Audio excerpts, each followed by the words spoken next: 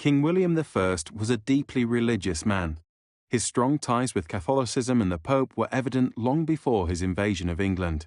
He supported Pope Alexander II's reforms of Catholicism, which had started with his predecessor Pope Leo IX in 1049. In fact, he began implementing them in Normandy from the outset.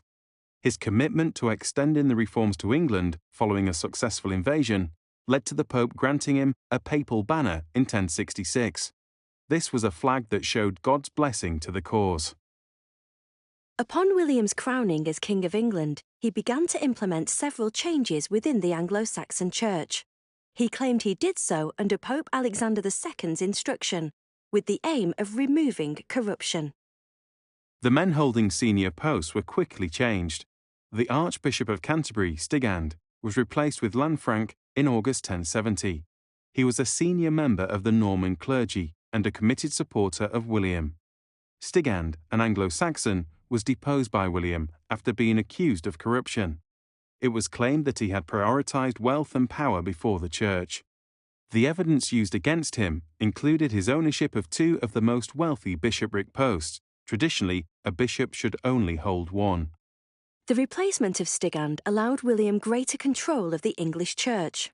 Lanfranc began reforming it and quickly consolidated his position. Many historians refer to Lanfranc's reforms as the Normanization of the English church. In one move to assert his authority, he announced that the Archbishop of York was answerable to him. Previously, the two posts had been seen as equal. Lanfranc's wider changes were similar to those implemented in secular or non-religious life by William. A structured hierarchy was introduced. The position of archdeacon was expanded to include more powers. Dioceses, the areas of land under the care of a bishop, were also changed. Posts within the church were given to loyal Norman supporters, and new bishops were appointed from the Norman aristocracy. This allowed William greater control in towns that were important to him. New cathedrals were built in a Romanesque style. This visually showed people that a religious reform was taking place. The cathedrals also gave towns and cities a higher status, with cities such as Lincoln and Bath greatly benefiting from the prestige a cathedral brought. New churches were also created with a similar architectural design. Archbishop Lanfranc's dominance over the church was extended through regular meetings of the church council. These had been rare under Anglo-Saxon rule. During these meetings, reforms were drawn up and issued. Actions such as the abolition of clerical marriage, the ability for members of the clergy to marry, and parish reorganization took place during these meetings. In 1067, church courts were established.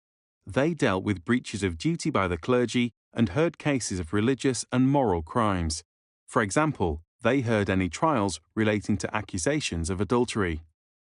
By the end of William's reign, only one English bishop and 3 English abbots remained in post. Lanfranc's position within the English church was fully secured. Upon William's death, Lanfranc ensured that the king's second son, also named William, would become king in line with his wishes. He crowned William II, commonly known as Rufus, on the 26th of September 1087. Lanfranc would remain loyal to Rufus during attempted attacks by the Normans in the following years.